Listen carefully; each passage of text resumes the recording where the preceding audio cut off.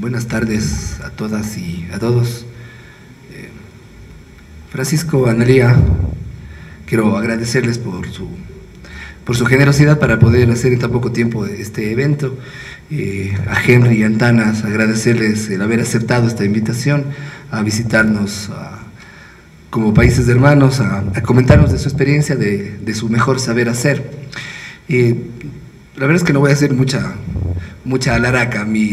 Mi intervención simplemente es un saludo de parte del Presidente de la República para ustedes por acompañarnos y para ustedes todos los que se dignan con venir acá dejando sus actividades diarias en este mes que es poco cómodo, que mucho tráfico, que regalos, que cosas, que visitas y tal, y que puedan acompañarnos este par de horas a abrir un poco las orejas, abrir la mente sobre cosas que para nosotros a lo mejor también son preocupaciones, probablemente para ustedes desde sus diferentes ámbitos de experiencia y de práctica también son preocupaciones y que a lo mejor no hemos encontrado las mejores respuestas. Este asunto de construir cultura ciudadana no es un asunto de reciente preocupación del Presidente de la República, es un asunto de preocupación constante, pero la verdad es que debemos ser honestos, no hemos tenido tantos impactos como hubiéramos querido y en esta materia presidente pues siempre sostiene que no hay que inventarse el agua tibia, ¿no? ¿Quién lo hace mejor en el mundo? Vamos y aprendamos de él. Y pues en este sentido no es innegable la experiencia y los grandes resultados que tuvo Antanas Mockus de sus 2 periodos como alcalde de Bogotá para grandes transformaciones en esta materia. Así es que pues en este sentido invitarles a que podamos aprovechar este espacio de conocimientos y de reflexiones que no nos lleven a conclusiones, sino más bien nos lleven a explorar ideas y nuevos caminos de acción en este asunto que yo creo que es de preocupación de todos y en particular, pues como digo, del presidente Rafael Correa. Muchísimas gracias.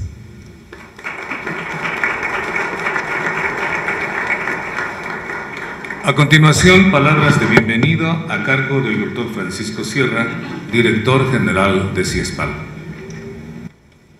Muy buenas tardes, sean bienvenidos todos a su casa, a la casa de los comunicadores y por tanto a la casa común. Rectora Analía Mintegueaga, gracias por la colaboración que venimos manteniendo estrechamente de CIESPAL con el IAEN, por supuesto a Cristian, a la Secretaría General de la Presidencia de la República por la voluntad de hacer este espacio de encuentro para construir lo común, para construir lo público, para ese debate, por supuesto a Henry y a Antanas, ¿no? Por el honor de poder contar con él en CIESPAL. Cuando hablamos de la comunicación es la construcción de lo común y es el tema que nos convoca, la construcción de lo público, frente a cierta cultura de terra nullius, que es esta idea de que como lo público no es de nadie, pues por tanto no hay que cuidar lo público y lo común. Pero los que defendemos que la comunicología es la ciencia de lo común entendemos que esto es importante para todos.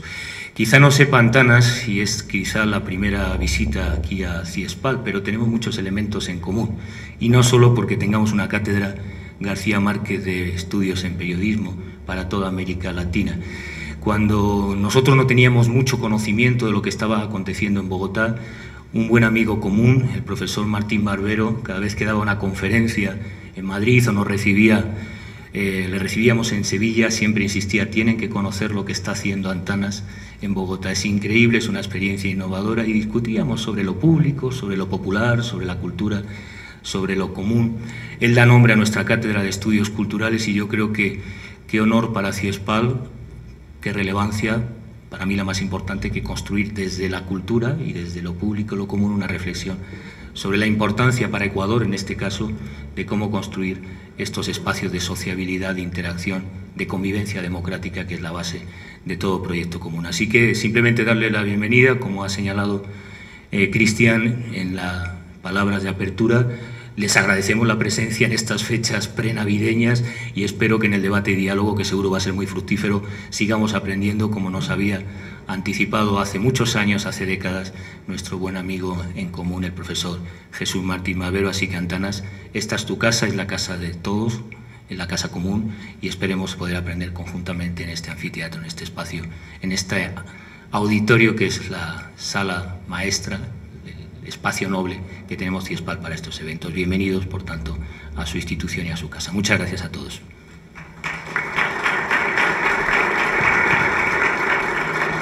Escuchemos ahora a la doctora Analía Mintegueaga, rectora encargada del IAEN. Estimado público presente, Henry, profesor Antanasmocus, secretario de la Presidencia Cristian Castillo, Francisco Sierra, colega y compañero de actividades. Muchísimas gracias, Cristian, por pensar en que el IAEN junto a CIESPAL, a AME y otras instituciones pudieran apoyar la organización de este evento. Y aún más, gracias más sinceras al presidente de la República por tener esta comprensión cabal de la importancia que tiene la cultura ciudadana en procesos progresistas de cambio y especialmente para la institución que represento. El Instituto de Altos Estudios Nacionales, la Universidad de Posgrado del Estado, se dedica a formar servidores públicos. ¿Qué importancia tiene la cultura ciudadana en la formación de los servidores públicos? Voy a empezar con una frase que es del profesor Antanasmocus. Primer anillo de seguridad, tu conciencia. Segundo anillo, si tu conciencia falla, tus vecinos, amigos y colegas. Si la autorregulación y la mutua regulación no bastan, policía y justicia, pero siempre en ese orden.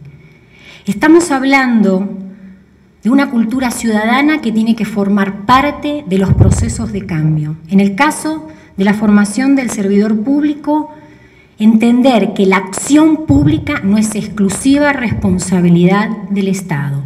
La acción pública siempre es una acción que involucra al Estado y a la ciudadanía. Incluye al Estado, a sus instituciones, a sus agentes, pero fundamentalmente a los ciudadanos. Y si esto es así, tenemos que hablar de que no basta solo con cambiar las leyes, no basta mejorar el bienestar material de los ciudadanos, sino que tenemos que trabajar en la transformación cultural. Tenemos que trabajar en la transformación de los comportamientos, de las actitudes y de los valores. Estoy segura que la conferencia magistral que nos va a brindar el día de hoy el profesor Antanasmocus, Construyendo Cultura Ciudadana en el Ecuador, va en este sentido y nos va a iluminar profundamente. Muchísimas gracias a todos.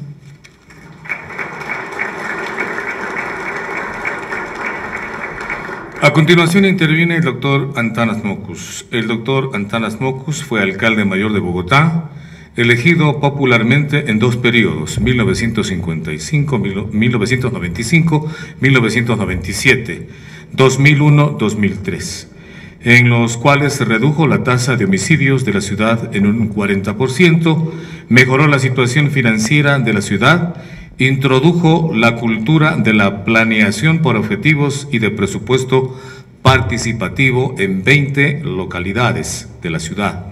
Estableció relaciones no clientelistas entre el legislativo y el ejecutivo e incrementó los niveles de inversión y de calidad de vida en educación, salud e infraestructura.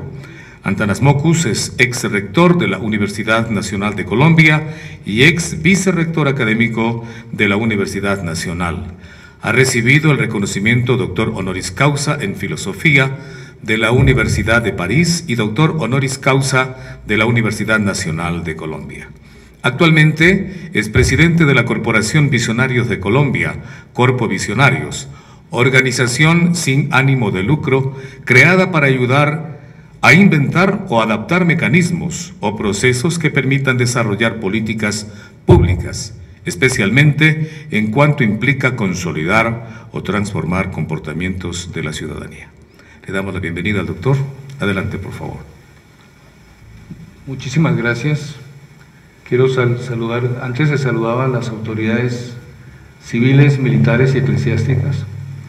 Hoy en día puedo saludar a las autoridades civiles y académicas, y eso me parece exquisito.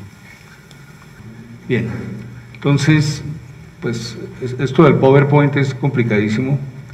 En la corporación alguien se inventó un dicho muy lindo que es, si algo no salió en algún PowerPoint, no existe. Entonces lo que no se deja empacar en el PowerPoint no sirve. Yo tengo una tendencia tal vez excesiva a construir o a buscar ejemplos sencillos. Mi esposa me regaña porque me hago mala propaganda, pero de algún modo para educar tal vez el cuero propio es como una parte de las herramientas que uno tiene. Entonces, bueno, voy a hablar a ratos mal de mi esposa y bueno, ojalá le llegue el cuento bien explicado. Bien, mi formación primera fue en matemáticas, tuve 2 años de física simultáneamente y de algún modo eso me marcó. Soy una especie de platónico, me gusta mucho encontrar la misma estructura detrás de problemas distintos.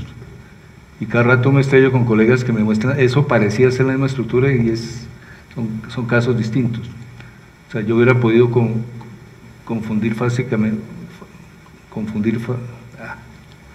de niño era tartamudo y ahora volvió a la tartamudez.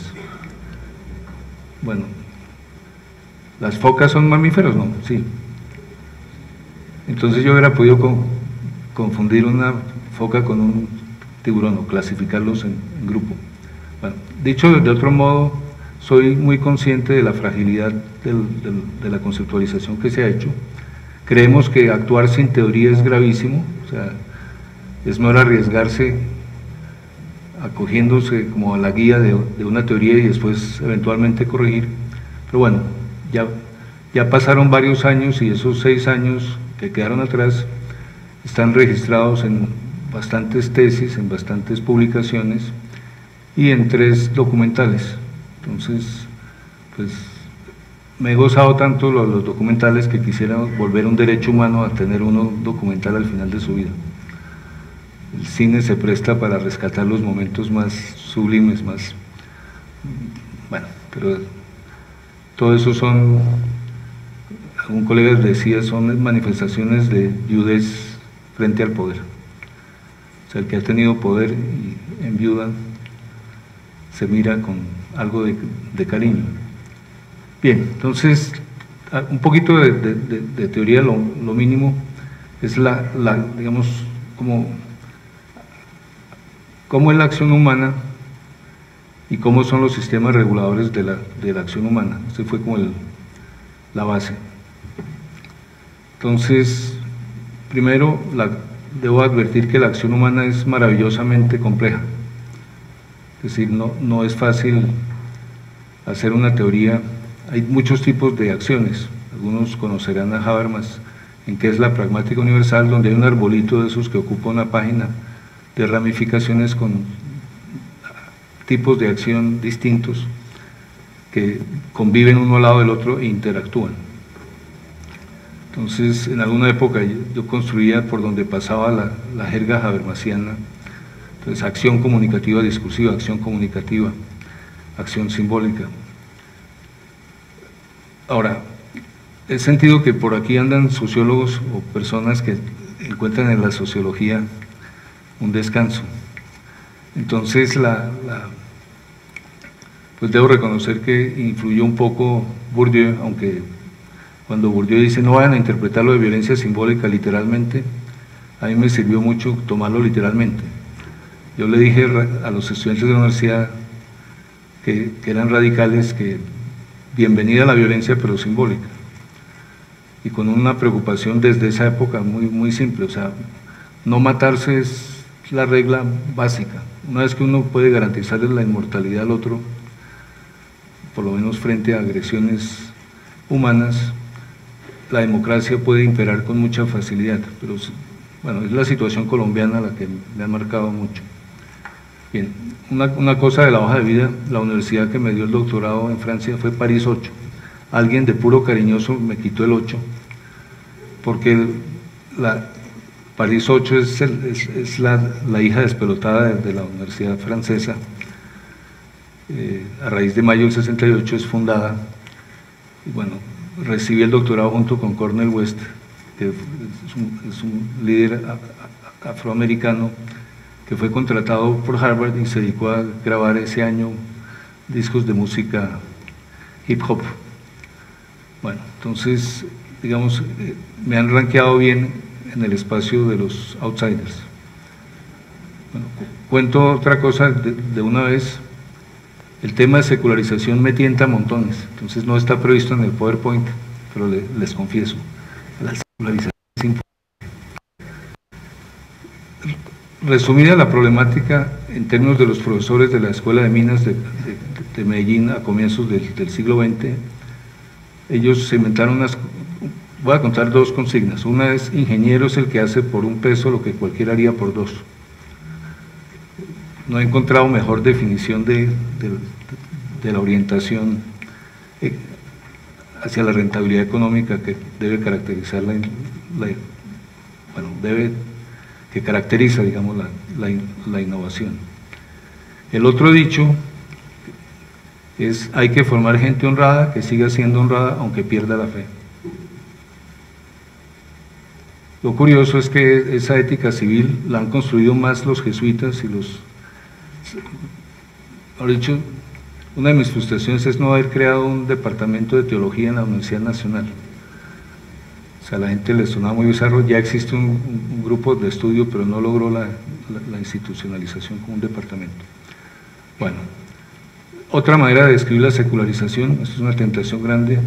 Si alguien no ha leído el fragmento 125 de la Galla Ciencia, que se llama El frenético, el loco, léalo. Les garantizo que serán los 10 minutos más satisfactorios. Es donde Nietzsche por primera vez escribe la frase Dios ha muerto. Entonces, digamos, él en un brevísimo texto examina las distintas caras de la secularización. Pero, digamos, cultura ciudadana vista de alguna manera muy pragmática podría ser vista como una herramienta para llenar los vacíos que va dejando la secularización. Es algo así como el deber, la culpa, el perdón, tienen que ser reelaborados. Entonces yo soy una especie de católico a contrapelo. Si por mí hubiera sido, si mi equipo me hubiera autorizado, hubiéramos llamado a nuestra organización no visionarios, sino Pasión Católica. Y nuestro debut debía ser una lista de candidatos al Congreso constituida de puras personas de familias judías. Bueno, pero no, hay un poco de cosas como innovadoras que no se dejan hacer. Se imaginan lo que sería en Quito, y esto es lo único que voy a mencionar sobre Quito porque no me atrevo. ¿Se imaginan una cosa que se llame la última orinada en Quito? La última orinada en el espacio público en Quito, o sea, jugar a las despedidas. Entonces, cada mes despedir un comportamiento. Bueno, pero esas son fantasías que no sé si cuadran. Entonces, vamos a lo que llamo la teoría, que es un esquema muy simple. Para actuar uno necesita tener motivos. Si no tuviera motivos, uno se pondría en posición fetal, esperar que el tiempo pase. Entonces, los motivos lo animan a uno mucho. Pero los motivos son muy cambiantes. O sea, todo el tiempo uno puede estar distraído o tentado por cosas muy bonitas. Digamos, alguien tiene un celular y suena una música bailable, entonces en vez de censurar la música que suena, uno puede decir bailemos. Entonces, imagínense que en esta escuela de altos estudios rezáramos todos juntos el Padre Nuestro. ¿Se imaginan? Padre nuestro que estás en el cielo, santificado sea tu nombre. Uy, están secularizados. Acabo de hacer eso en una universidad colombiana y no, el Padre Nuestro se prendió y ustedes se olfatearon la conclusión que yo podría haber sacado. Bueno, entonces hay motivos. Los motivos se clasifican, ahí sigo a John Elster y a los moralistas franceses. Los motivos se pueden clasificar en intereses, razones y emociones. El ser humano actúa a veces por intereses, eso es innegable. Entonces, es un pedazo que le da mucha fuerza al enfoque de elección racional en economía especialmente, pero con influencia en otras disciplinas de ciencias sociales. Pero lo bonito es que, aunque uno actúe casi siempre por intereses, a veces es capaz de actuar por razones. Creo, pues esto es algo que leí hace mucho tiempo, pero creo que uno de los impulsores de la reforma agraria en Ecuador fue un hacendado, digamos, era capaz de darle mayor importancia al proyecto de reforma agraria que a sus propios intereses como terrateniente. Puede que sea un mito inventado a espaldas de los ecuatorianos, ojalá no, ojalá me lo confirmen. Bien. En Colombia hubo un caso parecido, Juan de Dios Varela, que estuvo ligado incluso al nacimiento de las FARC. Bien. Y luego están otra clase de motivos muy distintos a los dos anteriores, que son las emociones. Sin emociones la vida sería gris, aburridísima. Las cosas más maravillosas que ha creado la humanidad es en momentos de incendio emocional, de contagio emocional fuerte. Pero también las cosas más terribles que ha inventado el ser humano lo ha hecho en momentos de emocionalidad muy fuerte. Bien, entonces la explicación de una acción humana tiene que tener en cuenta intereses propios ajenos, intereses de corto plazo, intereses de largo plazo, tiene que ver razones impersonales, la capacidad de actuar en contra de la emoción y en contra del interés por argumentos es absolutamente clave. Bueno, a veces desemboca en voluntarismo, se le suben a uno los libros a la cabeza y puede terminar incendiando literalmente instalaciones de la sociedad, pues públicas o privadas. Bien, y están las reglas. Entonces las reglas evitan el desorden de los motivos, el que esté uno cambiando todo el tiempo de actividad. Bueno, en algunas enfermedades pasa eso, que uno pierde la capacidad de atender y de secuenciar. Entonces, si alguien lo distrae, pues no se deja distraer. Yo hago cantidad de notas a pie de página. En mi libro de tesis son muchas más las páginas de las notas que el texto mismo. Bueno, eso hasta cierto punto puede ser útil. Las reglas son de tres tipos. Son las reglas legales, pues que son como lo más asequible, lo más visible, lo más transformable, siguiendo procedimientos establecidos. O sea, hay unas reglas para reformar la ley. Y, digamos, mucha gente piensa que con buenas leyes ya se arregló el tema. El mensaje básico de cultura ciudadana es con solo reformismo legal no se llega lejos. Es clave el reformismo legal, es clave ajustar las normas. Los trabajos de Douglas North muestran que el desarrollo económico en distintos momentos de la historia ha sido fuertemente impulsado, apoyado por reformas legales. Es la combinación de ley y economía lo que ha generado el crecimiento tan fuerte de la productividad humana. Bien, están también las reglas morales, lo que le dicta a uno la conciencia. De nuevo, ahí, desde el propio principio de que hay reglas morales, cabe la posibilidad del zigzag, cabe la posibilidad de una moral totalmente acomodaticia. Pero la mayoría de la gente cree que tiene algo o mucho de coherencia moral. Y bueno, digamos, es una de las 6 guías que veremos ahora. Y el tercer tipo de reglas son las normas sociales. De algún modo, ese es un capítulo mucho más complejo, pero para nuestros objetivos hoy basta con decir que las reglas sociales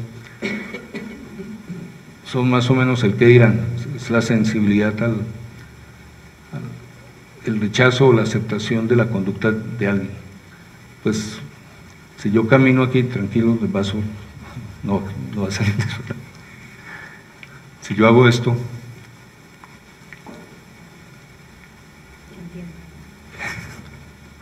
bueno, espero que sea recíproco. Bien, acabo de hacer una acción y de todos modos es muy difícil que la gente se quede en la observación de la acción. Nosotros viendo la acción interpretamos, le está rogando algo, le está proponiendo algo, está expresando un juicio estético, bueno, está confesando su actitud ante la belleza femenina está confesando que le tienen miedo a los homosexuales masculinos. Bueno, digamos, algunas de esas explicaciones son exageradas, son demasiado sofisticadas, pero es imposible ver una acción humana sin atribuirle un sentido, sin interpretar. Hay un ítem que a veces se utiliza en las investigaciones que es: cuando alguien te empuja, ¿primero piensas que fue sin culpa o primero piensas que fue con culpa? ¿Quiénes piensan cuando alguien los empuja primero que fue con culpa? ¿Quiénes piensan que fue sin culpa? Aquí no necesitan culturas ciudadanas, ya están hechos. Bien, entonces voy a hacer, bueno, hacemos las encuestas de una manera mucho más técnica, no van a pensar que copiamos las cifras que salen acá. Bien, una de las cosas que le aprendí a Esther es que los motivos se pueden combinar. De hecho, en la vida, ¿cuándo es que anda uno súper feliz? Cuando los intereses, las razones y las emociones están alineadas. Cuando está en paz con la conciencia y además le ha ido muy bien en términos legales, en términos económicos, y además es reconocido socialmente, pues, ¿cómo no va a ser feliz? Mi esposa me dice: Antanas, va para el cielo y va llorando. Bueno, ese va para el cielo es peligroso. Bien, siguiente. Entonces, cuando uno empieza a estudiar las reglas, bueno, un homenaje a Estanislao Zuleta, un filósofo autodidacta colombiano. Él escribió un libro de criminología en los años 70, donde dice: si no quieren ustedes una sociedad llena de cárceles, atiborradas de presos, aguántense fuertes sentimientos de culpa. Yo enseñaba matemáticas, pero esa frase me impactó mucho, porque él solo dejaba las dos opciones: cárcel o autolátigo. Entonces, cuando descubrí que los antropólogos y los sociólogos trabajaban otro tipo de regulación, que era la tercera columna, que va a aparecer ahora, bueno, les confieso, presento esto en este orden porque mi primera aproximación fue: diversifiquemos el castigo. O sea, yo vine a descubrir la fuerza del reconocimiento y de la autofelicitación después, pero lo primero era: pucha, esta gente hay que darle látigo, pero el látigo que le damos de costumbre se ha vuelto ineficiente. Entonces, digamos, mis objetivos eran cómo culpabilizar y cómo avergonzar. Ahora, avergonzar es muy efectivo, pero puede generar mucha violencia y mucho resentimiento. Si uno le hace a alguien inoportunamente este gesto, la persona puede ser la última vez que escuchó el gesto, puede declarar: esos están locos, etc. Entonces, en términos prácticos es muy importante, después de avergonzar, reconstruir, como, o sea, volver a nivelar las cosas para que quedemos entre iguales, pues, si no queda uno con una soberbia moral muy maltratante. Por ejemplo, uno puede decir al otro: yo también cometí ese tipo de embarradas, o a mí también me costó trabajo aprender a no hacer tal y tal cosa. Bien, pero ya con la introducción que hicieron varios de los que me antecedieron en la palabra, y esto ya vamos sintiendo que cultura ciudadana es muy cercano a mutua regulación. Y en ese sentido complementa la tradición latinoamericana, que es la de la concientización. O sea, Paulo Freire y los movimientos cristianos de base en Brasil y pues también en Perú y muy probablemente en Ecuador. Ahí estoy confesando ignorancia mayúscula. ¿Cómo es el fundador del Teatro del Oprimido? Augusto Boas estuvo un tiempo en Ecuador, o tal vez no. Bueno, entonces ya señalé dos lagunas.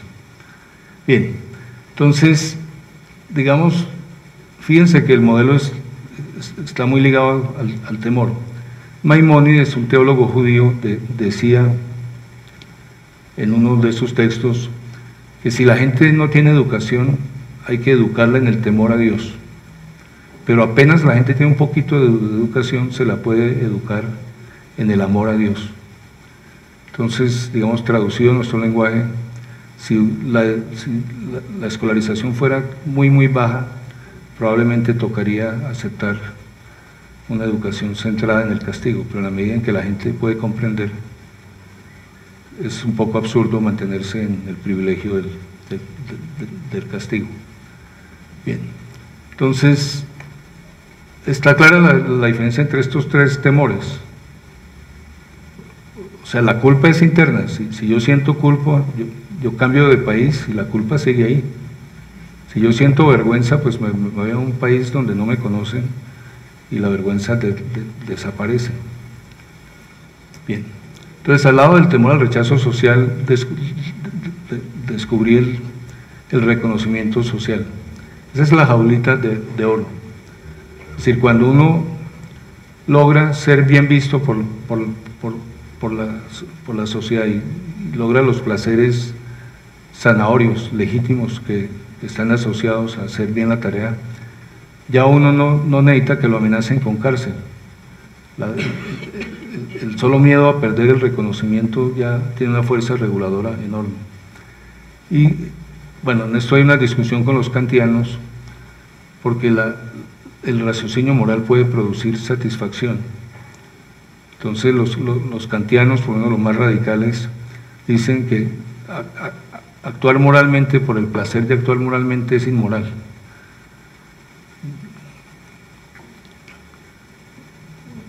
O sea, para Kant debe haber como una austeridad que acompañe la moral, pero hay muchas investigaciones que muestran que si uno actúa bien, hay cambios incluso fisiológicos, incluso posicionales. A mí me da susto de andar así porque eso puede significar el bendito Parkinson o puede significar que estoy agobiado por la culpa. Bueno, pero hace parte del tema básico de atribución. Es decir, cultura ciudadana se va a meter con las atribuciones. Es decir, si yo creo que usted hizo esto por interés económico, es muy distinto si usted lo hizo por vengarse de una afrenta a su honor. Y uno puede cometer enormes injusticias simplemente al equivocar el motivo en la interpretación. Y la ley no es solo temor al castigo de la ley. Hay mucha gente que se lee la ley y no se lee el capítulo de sanciones. Quiere comprender qué es lo que debe hacer, no qué me pasa si no lo hago. Algunos sí, digamos, hacen un cálculo prosaico, qué probabilidad tienen de cogerme, cuán indeseable es la consecuencia que me cojan, etc.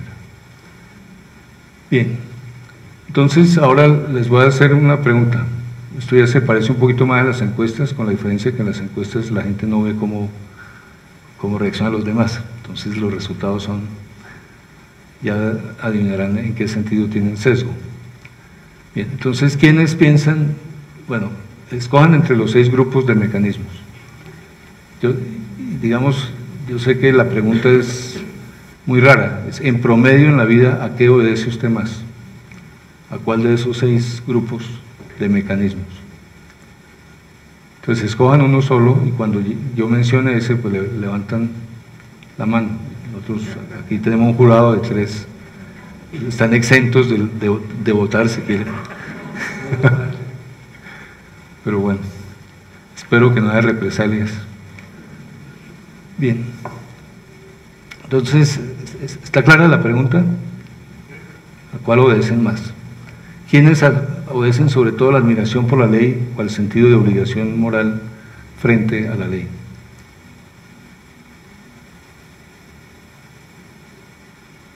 Dos. ¿Quiénes obedecen sobre todo al temor a la sanción legal? 2, 3, 7, bueno, 6 o 7. Temor a la culpa, perdón, autogratificación de la conciencia. ¿Quiénes obedecen sobre todo al placer de actuar bien? No, ahí sí toca usar un sistema como pero ahí estamos pintados, digamos. Bien, cantidad de gente alzó la mano. Temor a la culpa,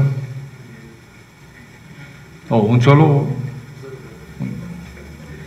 bueno, repartido, pero eso ya son sutilezas. Bien, yo también obedezco tal vez probablemente más a la culpa.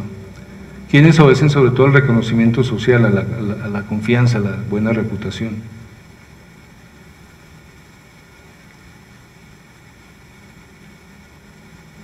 ¿Unos 10? 14. Bueno. ¿Quiénes obedecen sobre todo al temor al rechazo social? 1, 2, 3. Bien, ahora guardemos en la memoria lo que vimos y preguntémonos a qué obedecen los ciudadanos comunes y corrientes. Pues no la gente que un miércoles por la tarde pues viene a una conferencia sobre estos temas. O sea, el ecuatoriano promedio, pues promediando hombres y mujeres, jóvenes, viejos, o sea, ahí sí que la generalización es difícil, pero intentémoslo. Entonces, la misma pregunta, pero referida a la gente común y corriente. ¿Quiénes creen que el ecuatoriano promedio obedece sobre todo a la admiración por la ley?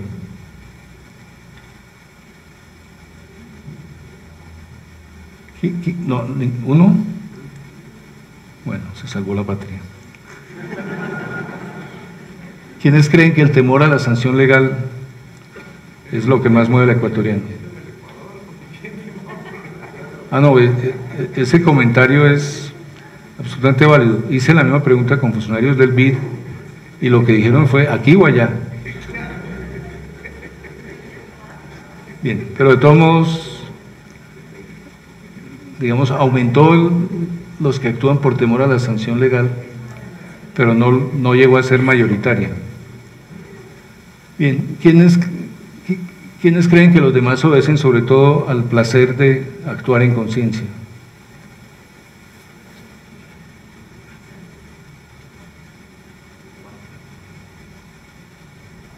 Bueno, 4. Temor a la culpa.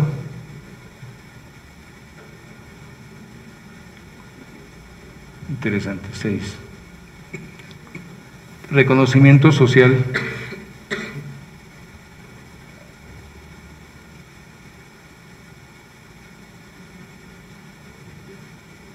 7. Temor al rechazo social.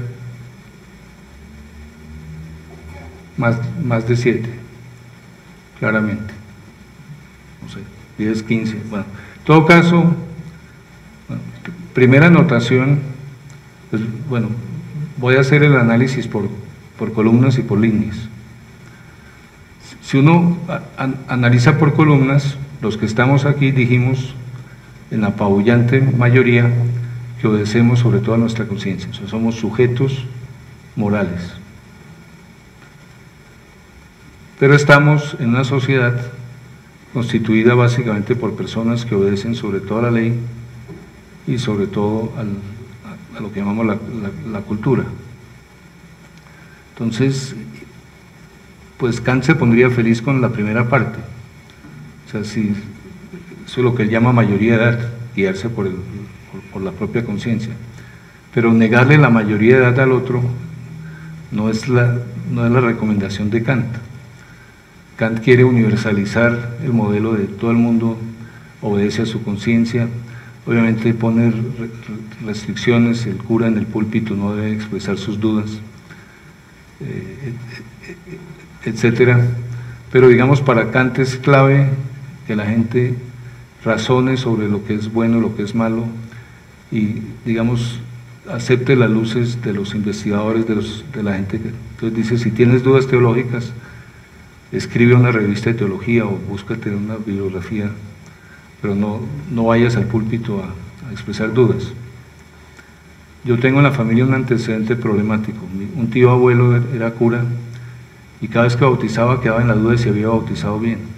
Entonces devolvía a la gente y recientemente descubrí que hay una prohibición que en el caso del matrimonio es comprensible, pero los sacramentos, bautizo y matrimonio no son repetibles.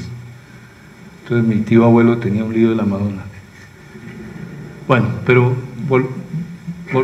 volviendo al eje, si hubiéramos sumado los puntajes por líneas, ahí sí que el contraste sería dramáticamente fuerte. Nosotros decimos, los que estamos aquí, que obedecemos fundamentalmente a las buenas, pero creemos, sinceramente, honradamente, que estamos en una sociedad que obedece sobre todo a las malas. Entonces, imagínense, de esos dos, supongamos que los pusiéramos como axiomas. Soy sujeto moral, pero estoy en una sociedad de gente que son sujetos legales y culturales. Y entiendo por las buenas y los demás entienden por las malas. De esos dos enunciados ya podemos deducir bastantes características de la sociedad latinoamericana. Bueno, nosotros hemos estudiado algunas ciudades y a veces pretendemos que eso se puede expandir, hay que tomar precauciones, pero hemos podido aplicar la encuesta en Estocolmo y en Montevideo. En América Latina el único sitio donde no ha habido la asimetría que vimos fue Montevideo.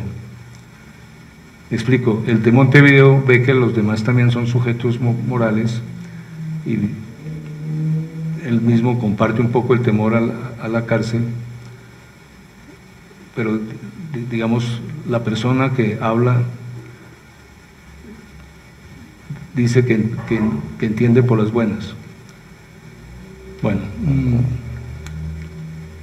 quería contarles un chisme. Hice esta misma pregunta con presos en la cárcel Modelo de Bogotá y las respuestas fueron muy parecidas. O sea, el preso se sentía guiado por su conciencia, pero decía, pero estamos rodeados de unos berracos que hay que corregirlos a palo. La otra vez que nos hemos tropezado con la asimetría fue en violencia y televisión. ¿Vuelve violenta a la gente el ver televisión violenta? 90% de la gente dice sí. ¿Usted se vuelve más violento cuando ve televisión violenta? 90% dice que no. Bueno, entonces, digamos, esto da una pista, digamos, cultura ciudadana es la reconstrucción del otro. El otro que tenemos en la cabeza, nuestros prejuicios sobre el otro son uno de los insumos muy fuertes para tomar decisiones. O sea, si yo soy el único que voy a sobornarlo, pensaría 10 veces, pero si yo veo que en la fila todos los que pasan por la ventanilla entregan dentro de los papeles que presentan algunos billetes, pues yo tenderé a copiar eso, incluso a sentir que de pronto es una norma social. Si alguien en la fila le dice, como me sucedió a los 18 años, hola monito, suelta esa plata, no le ponga tanto misterio, fresco. Bueno, en general la expansión del crimen y la violencia tiene mucho que ver con ese fresco, con ese, hágale, no te vamos a juzgar, es una especie de blindar, ayudarle al otro a blindarse de sus sentimientos morales y de sus sentimientos de vergüenza.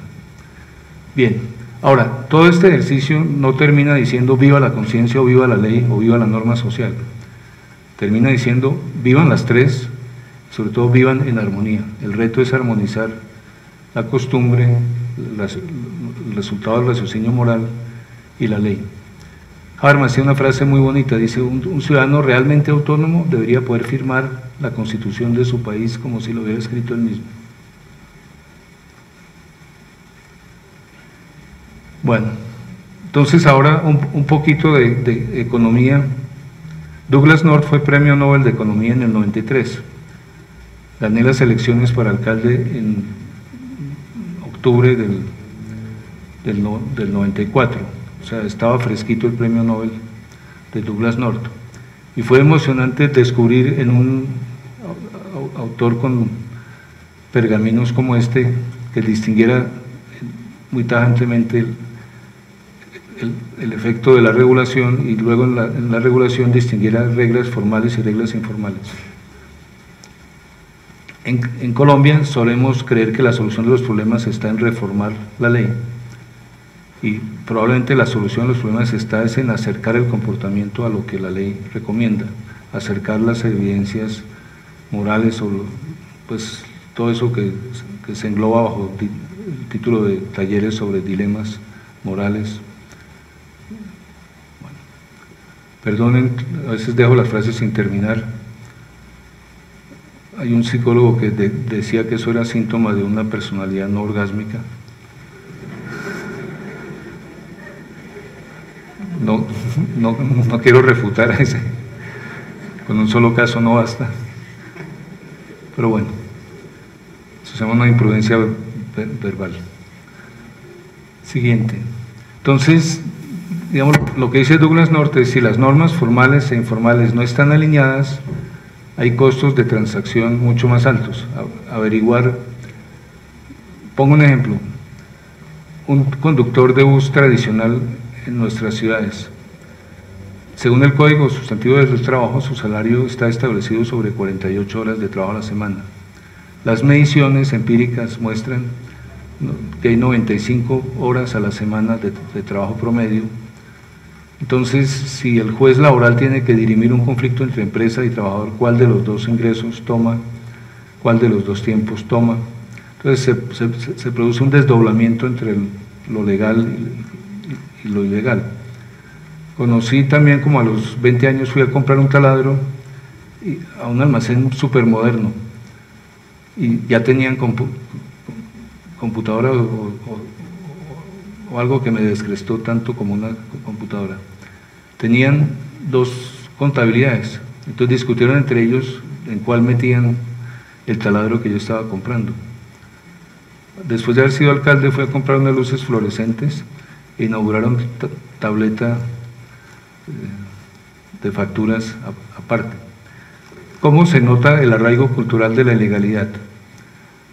Por ejemplo, en las ferreterías le dicen a uno con IVA o sin IVA, pero se lo gritan. O sea, si hubiera una mínima conciencia de que eso es malo, la gente se acercaría y se lo puede dejar más barato si no necesita factura. Pero no, ¿sin factura o con factura?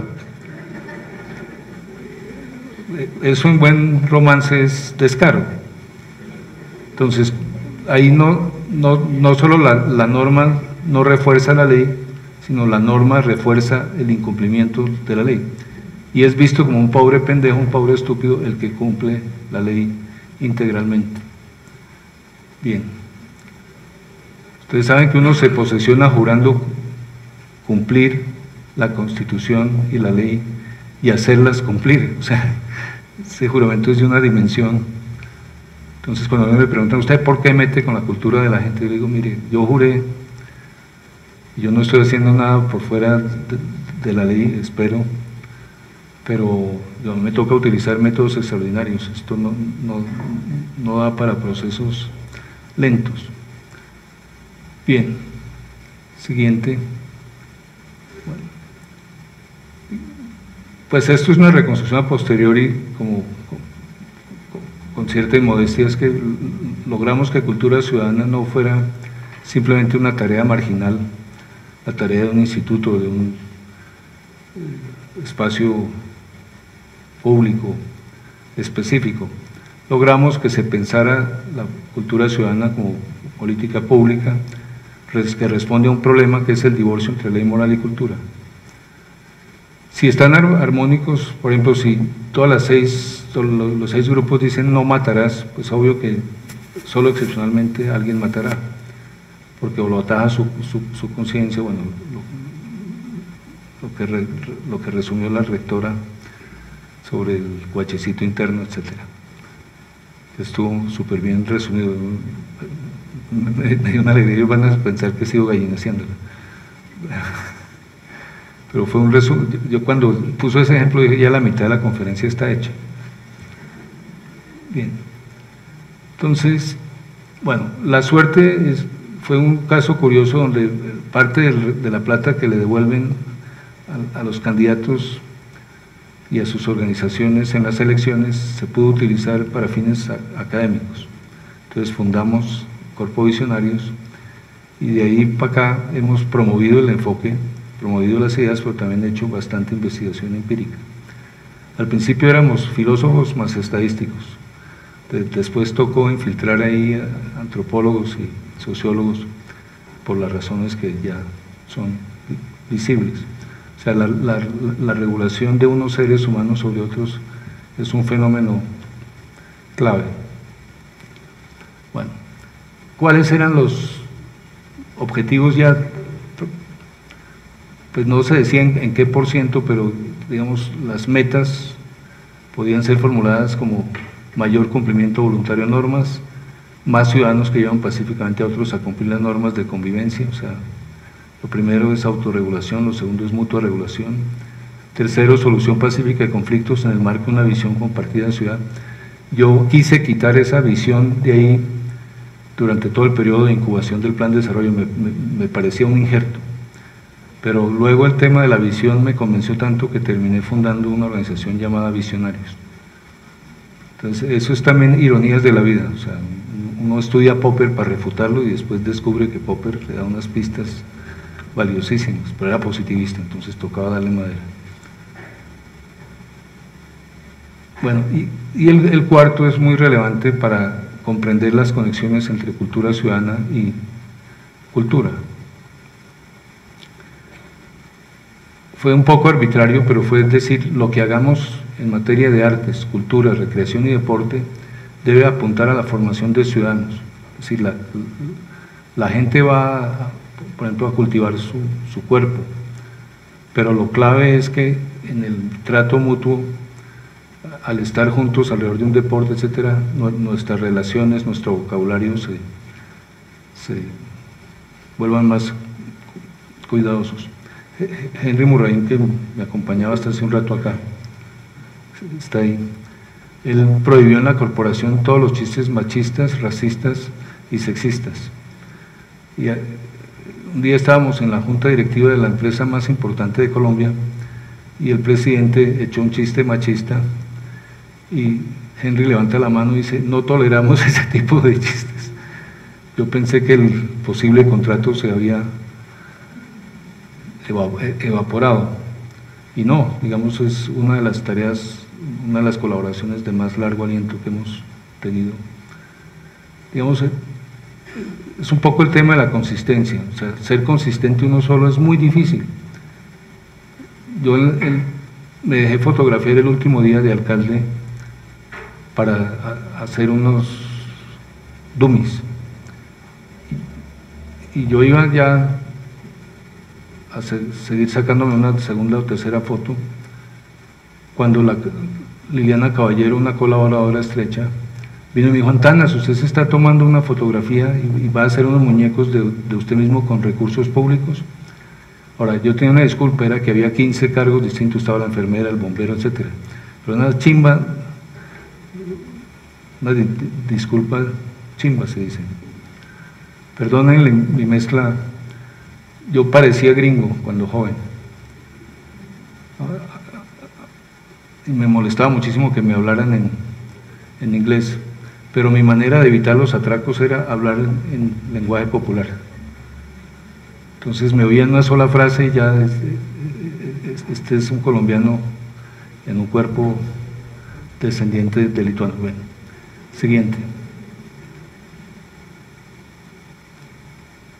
Bueno, algunas acciones. 350,000 tarjetas fueron repartidas entre los conductores, básicamente, para felicitar o para problematizar.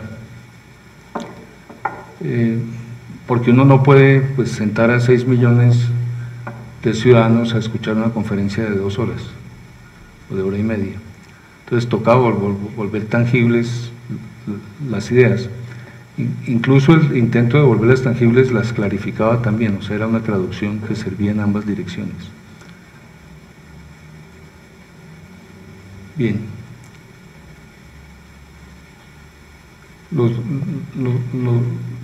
Pues, parte de lo que fue más conocido fueron los mimos. Para mí lo más importante de los mimos fue cuando se lanzó el programa de mimos en la calle reemplazando a agentes de policía de tránsito. Fue la pregunta que hizo un periodista, ¿y los mimos van a poder poner multa? Y yo expliqué que no, que jurídicamente era un lío y que tocaba entrenarlos. Entonces dijo el periodista, entonces no funcionará. Esa escena la agradezco porque es un poco como en The Wall cuando el maestro le dice al alumno, ¿qué va a ser poesía eso? O sea, digamos, uno puede lamentar el tono del regaño del profesor, pero ese profesor tal vez por reacción creó un poeta. Siguiente. Bueno, esto es de lo que más disputas interpretativas ha tenido. Colombia siempre ha sido más violenta que Bogotá, salvo en el 93. En el 93, 80 homicidios por 100.000 habitantes en Bogotá. Y bajaron. Ahí obviamente contribuyó la lucha contra el narcotráfico. Ahí obviamente pudieron intervenir otros factores. Pero el desarme, el trabajo explícito sobre el uso de las armas, lo documentamos y en 3 años bajó de algo así como 28% de la gente aprueba el porte de armas a menos de 11%. Y luego con los sucesores desmejoró un poco, pero nunca regresó al 28% inicial. Entonces hay que hacerle mantenimiento. Ahora, en un encuentro de policías de la cuenca amazónica, donde seguro obviamente había policía peruana, un oficial colombiano caracterizó mi trabajo como alcalde de manera muy curiosa. Dijo, el alcalde ayudó a que no nos diera oso. Oso quiere decir pintarse la cara, disfrazar a un colega policía de celular gigante y ponerlo a correr detrás de ciudadanos infractores. Bueno, tenemos como jugar. Un 31 de diciembre fue trágico, tocó dedicar la noche con unos 50 infractores a barrer la plaza de Bolívar. Y como la Constitución prohíbe castigos denigrantes, pues nos autocastigamos, el comandante de la policía y yo. Bueno, estuvimos barriendo. Parte de esos ciudadanos castigados de esa manera reincidieron. Entonces me los llevé en un bus de la alcaldía, ya era un número un poco menor, y barrimos la cárcel distrital.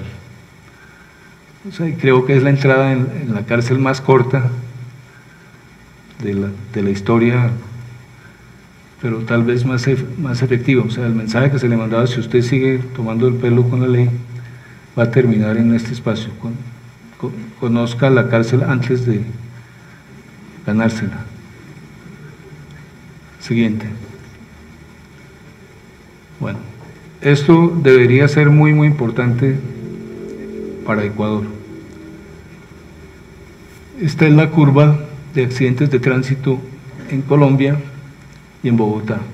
Entonces, hasta el 95, que es el año en que iniciamos el primer gobierno, era más alta la mortandad en Bogotá que en el país. Y luego disolvimos la policía de tránsito. Pues, bueno, esa es la otra cosa que hay que reconocer, es que no se trata de herramientas puramente simbólicas. Hay herramientas técnicas, prácticas, hay uso del derecho. Ahora, es divertido cuando en el camino, por ejemplo, parte de los policías de tránsito, a ver, cuento la historia un poco más completa. Ni siquiera el secretario de tránsito sabía que íbamos a liquidar esa división de agentes especializados. Entonces hicimos una especie de complot dentro del gobierno, y un 31 de diciembre yo me iba para Providencia, las islas tal vez más bellas, sí, claramente la isla más bella que tiene Colombia. Y un periodista me dijo, ¿qué va a hacer este año? Y yo revisé la lista de cosas y de pronto vi con una evidencia así contundente que enero es un buen mes para acciones sobre la policía de tránsito. Pues hay mucha menos gente en carro teniente en enero, muchos han salido. Entonces le dije eso al periodista, me subí al avión, alcancé a avisarle a la alcaldesa encargada, pero no le alcancé a avisar al secretario de tránsito. Bueno, digamos, eso fue un fábula al espíritu habermasiano, pero decíamos a este hombre, o sea, ¿cómo garantizamos que no se le salga algún gesto, alguna? Y bueno, cuando regresé asistí a asambleas con ellos y pues retomamos el camino habermasiano. Lo que llamo el camino habermasiano es cuando una norma va a afectar gente, pues hay que escuchar a la gente. Ahora, escuchar no necesariamente significa ceder ni cambiar de planes, etcétera. Puede que sí, puede que no, dependiendo de los argumentos. Lo que está prohibido en este camino es sacar un fusil y decirle, ¿está de acuerdo conmigo? O disparo, o sea, debe valer la fuerza de los argumentos. A eso se le pueden poner muchos peros, que hay gente que sabe hablar más bonito, gente más entrenada. Sí. Me entusiasmé de nuevo. Bueno, entonces quiero dejar tiempo para preguntas, entonces vamos a pasar mucho más rápido por esto. Pero quería señalar, o sea, felicito a Ecuador porque tiene menos muertes por homicidio y menos muertes por suicidio que muertes en accidentes de tránsito. Bueno, ese es el resumen en una sola imagen. La vida es sagrada en un cementerio vacío. O sea, ahí está parte de la utopía.